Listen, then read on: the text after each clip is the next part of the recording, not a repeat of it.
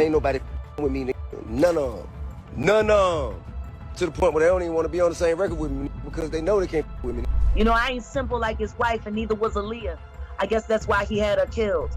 You ain't never heard me on no record with nobody, and they dusted me. Yes. Big L was who put Jay-Z on. And then Big L died, and then the next thing you know, Jay-Z. Doing songs with Biggie and building a working. Witnesses say that Jay-Z allegedly plunged a knife into Rivera's stomach and smashed a bottle over his brother's head before running out of the club. With his music career and vast businesses, Jay-Z has the world under his feet. He's the king of hip-hop today, and money flows from his pockets like water. But how did he manage to achieve all this? People close to him have started to reveal the sinister truth behind Jay's success. American rapper T.I. allegedly claims that Jay-Z is a killer. He's gone as far as revealing the reason why Jay-Z has turned up like this. What happened in Jay-Z's past that turned him into this ruthless monster? Let's find out now. He will slump anyone in any relationship for $1. T.I. thinks he's a better rapper and a better man than all the big names in the industry at the moment, including Jay-Z. T.I., just like the rest of us, thinks that Jay-Z's violent tendencies are a habit from his dark past. Such habits don't die and follow you through life. Jay might have had a difficult childhood, but he survived by resorting to violence and then kept the violence to secure himself a good life. Jay-Z is a lucky man and also a cunning one. He knows how to turn his luck into fortune. His father abandoned him as a child, and everyone thought his life was over. He would never succeed and was sure to be a failure. But Jay-Z turned things around and became the first billionaire artist. According to the rapper's own words, "I'm not a businessman, I'm a businessman." What a feel-good motivational story, right? Unfortunately, things are a lot bleaker when you realize Jay-Z isn't as inspiring as you once thought. Jay-Z had a rather surprising music career. Unlike the rest of everybody, he didn't seem to struggle much. In fact, he came and became famous overnight. Now, some of you may believe that's because of his talent, but it's a lot more than that. All of his opponents felt like flies around him, and Jay-Z rose to the throne of the rap world. One or two rivals losing their careers or worse, their lives could be a coincidence. But so many of them? There's definitely something sinister going on with Jay-Z.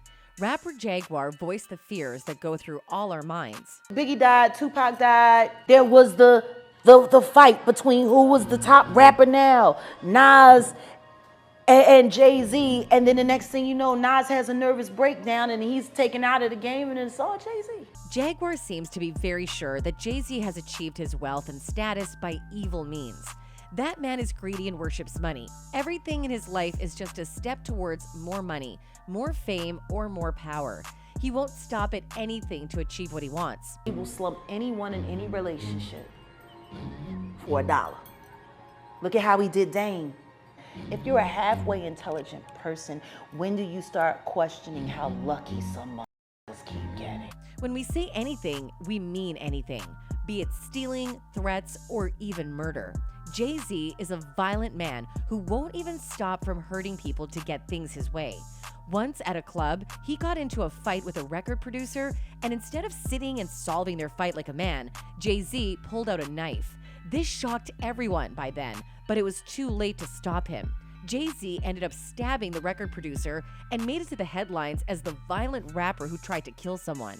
Witnesses say that Jay-Z allegedly plunged a knife into Rivera's stomach and smashed a bottle over his brother's head before running out of the club. This wasn't the first time Jay-Z became violent, and that too in a crowded club.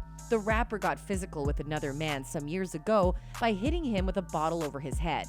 The man had apparently done nothing to anger the music mogul, and for no reason at all, he got his head smashed with a bottle. Accidentally, I was pushed into Jay-Z, where he turned around and just hit me with a bottle over the head. Not just this, Jay-Z even surrounds himself with equally violent men. All the men around him who are supposed to keep him out of trouble and to prevent physical violence are just as messy as him. They also beat up anyone who gets into Jay-Z's way, even if it's just by accident at a club. His whole entourage, about 30 guys, proceeded to, jump me, hit me with tables and so forth and so on. Attempted murder isn't the worst of Jay-Z's crimes. Unsurprisingly, it's actual murder. Jay-Z was involved in the murder of the young and aspiring singer Aaliyah. The singer was just starting out and seemed to be the future of the music industry, but her life was cut short by a very strange plane crash. Now, people believe that the plane crash was no accident and that Jay-Z was the mastermind behind Aaliyah's death. You know, I ain't simple like his wife, and neither was Aaliyah. I guess that's why he had her killed. Jay-Z is known for playing dirty when it comes to achieving his goals. He doesn't let anyone stand in his path, even if it's another huge name in the industry. There have been serious allegations that Jay-Z sent people to take care of Kanye for him. This sounds like an outrageous rumor until you realize that Kanye himself has addressed these rumors. He said, "I've been sent here to give y'all the truth. Jay-Z, call me bruh. You still ain't call me. Jay-Z, call me. Jay-Z, I know you got killers. Please don't send them at my head. Just call me. Talk to me like a man." Jay-Z likes to think that he does to people what they do to him. He says he's like a mirror that will only reflect your behavior. He said, "I'm a mirror," says Jay-Z. "Smile into the mirror, you'll get smiles back. Throw insults into the mirror, you'll get insults back." Honestly, this sounds like a lazy way to avoid accountability. He is no mirror, just a man with the ability to get his hands bloody easily. It's clear that Jay-Z is a violent man, and it started all the way back when he was only a little kid of 12. How and why did he become so violent? It was his past that shaped him. I wouldn't feel comfortable talking about that on TV. It's not cool. Okay. Yeah, that's a bit over the line. Jay lived in a housing project after his father abandoned the family and he was left to fend for himself. It was easy getting into all sorts of trouble, and boy, he sure did get into trouble. According to Jay, it felt like he was a crab in a barrel who couldn't get out and was left to suffer on his own. It's like crabs in a barrel. You've seen crabs trying to get out of the barrel. They pull each other down trying to get up. They'll just grab at whatever they can. People are at the point where they're ready to do anything, so it's very dangerous. And you're living in close quarters, so you have to deal with danger every day from every angle. At just 12, Jay-Z tasted blood for the first time. He shot his brother in the shoulder, although he doesn't seem fazed by it anymore, but he's definitely not proud of it. In an interview, he initially refused to talk about his past, but then later said, "Right, but I don't want to go there again." But what happened in the projects, especially back then during Reaganomics, it was crack wars. The aroma was everywhere. It was unbelievable. At night, it was like zombies walking around. Very dangerous. A lot of money was being made by black kids, and they were fighting over that money. And then they had Uzis. Can you imagine? Semi-automatic guns. Jay-Z also got into an addiction as a little boy. He became a dealer of addictive substances and thought that money was going to fix his life. But the more success he got as a dealer and the more money he made, the more he got stuck into this mess. He talked about his dark part of his life and recalled, "About 16, around that age, until I was around 22, I started out as a really small guy on the street. But after a while, I did okay, and that made it even harder to leave. I felt like I was making even more than the rappers. I had a Lexus with TVs in the car. I felt like my life was better than theirs. You might have had a rope chain, but so did I."